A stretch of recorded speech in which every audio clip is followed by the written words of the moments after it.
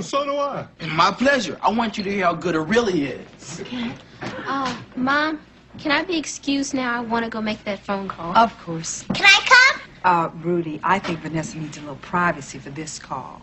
Oh, that's okay, Mom. I can use the support. Just don't make any kissing noises while I'm talking. I will. What's that about? Oh, there's a turnaround dance, and Vanessa has to ask a boy. Since we are on the subject of turnaround dances, Mother dear, I would like you to settle a little dispute between your daughter and myself. What's that? Do you recall the first time we went out together? Oh, of course, the Halloween dance. Yes. That was the time you called me up and tried to bribe me? You asked me to talk Clara into asking you to go to the dance. Oh, thank you, Mother. You promised to wash my windows and mow my lawn if I do it. Son, you always were desperate. By the way, he said you never did mow my lawn. Well, I guess we'll see you on Sunday. And bring a rake. I fed you tonight, and you turn on me like this? Okay, here it is. Okay, you ready? Mm-hmm. The March by Theodore Huxtable. On August 28th, 1963, there was a Civil Rights March in Washington, D.C. 250,000 people were there. Many people gave speeches. Dr. Martin Luther King Jr. gave a famous speech, I Have a Dream. It was an important day for America. What do you think? That's it? No, that's just the first paragraph. Oh, okay. What do you think so far? Well, you have your facts straight. I know. Can you believe Mr. Pierce gave me a C? Does this sound like a C to you, Grandpa? Maybe we should hear the rest of it. Okay. There were many celebrities at the march. Sidney Poitier, Charlton Heston, Paul Newman, Lena Horne, Joan Baez, Jackie Robinson, Harry Belafonte, Burt Lancaster.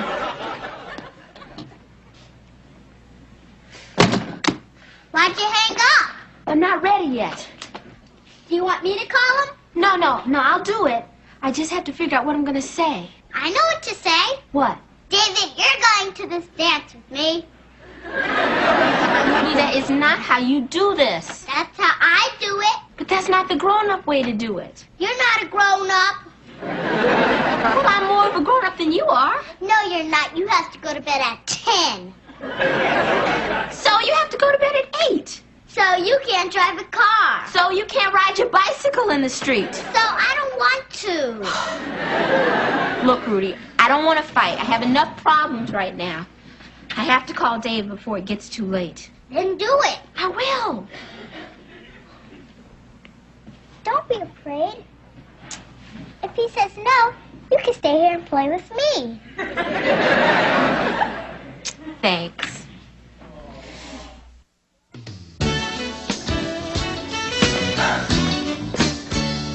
Hello, is David there?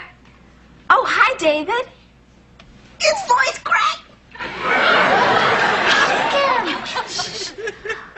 This is Vanessa Huxtable. No, you don't know me very well, but I'm in your science class. Yeah, that's where I sit. I was wondering about something. You know about the turnaround dance at school next week? Yeah.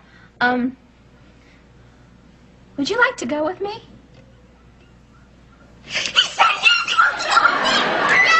yes! Yes, I think it'll be fun, too. I'm delighted. And at the conclusion of the day, the 10 leaders of the march met with President John F. Kennedy for 75 minutes, and thus ended an important day we should all remember. The end. Well, interesting. Yes, it was. Very. You didn't like it? Well, son, you had the facts. I know. Where'd you get the information? At the library. How many books did you read? One. It's called The Pocket Guide to American History. How many pages did it have about the march? One. But there was a little bit on the top of the next page. So this is a condensed version of historical events. Right. And not one mention about A. Philip Randolph. Right. I could just imagine what they wrote about the Boston Tea Party. Some men jumped up on the boat, and there were some celebrities, and they threw the tea in the water. And Sam Jones and John Havlicek and Bill Russell have been winning the championship ever since. Theo, maybe your teacher wanted something else. Like what? Well, honey, you could have written more about the people, you know, why they got involved and what they felt. I can tell you what they felt. Hot. Yes, it was rather warm that day. We were lucky. We were on an air-conditioned bus, and all of them didn't have it. Many buses, just hundreds and hundreds of them. And the singing. Yes, the singing. You could hear the singing coming from every bus. We sang all the way down there. Not everyone was singing. Please don't start on me. You had to tell your father to keep quiet. He had a tendency to drag out the words and sing off key. What really happened besides the heat and the singing? Theo, I'll tell you what you should put in that paper.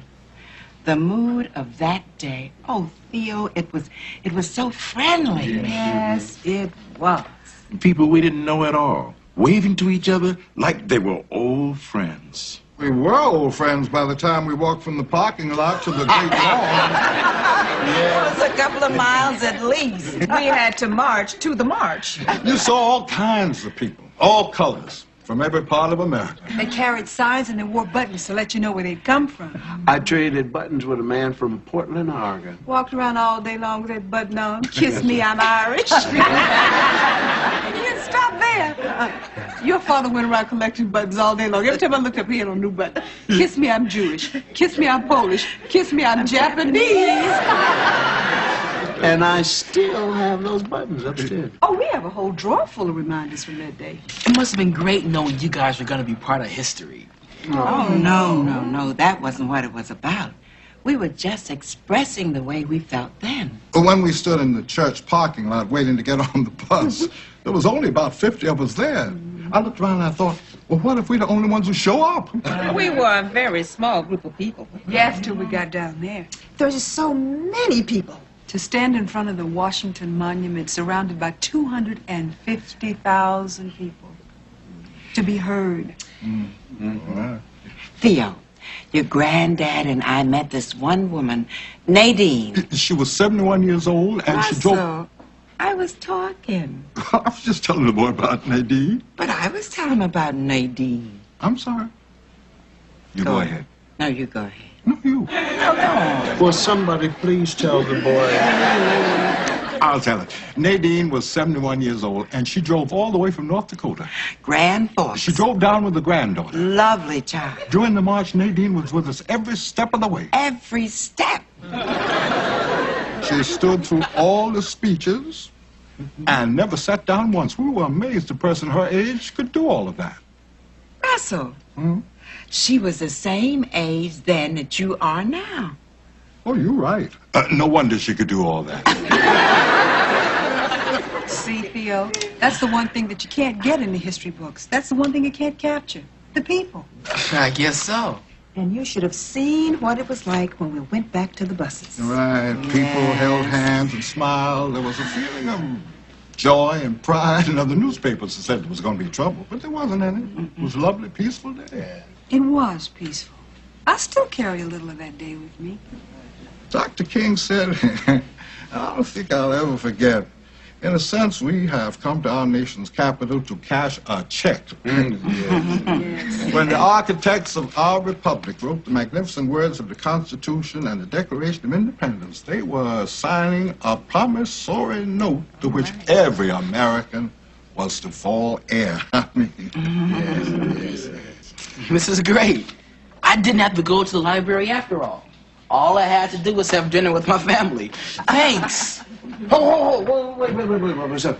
Up in the bottom drawer of your mother's dresser, pictures, old newspaper clippings. Your father's kiss me buttons are in there, too. Thanks. I'm glad Theo had that paper to write. It brought back a lot of memories. It certainly did. And Russell, do you remember someone sitting way in the back of the bus starting to sing?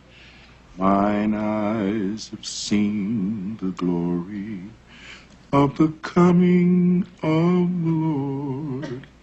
He is trampling out the vintage where the grapes of wrath are stored. He hath loosed the fateful lightning of his terrible swift sword. His truth is marching on. Glory, glory, hallelujah. Glory, glory. August 28, 1963 was a day that changed my family. It was a day of joy and pride, and most of all, hope. His truth is marching on.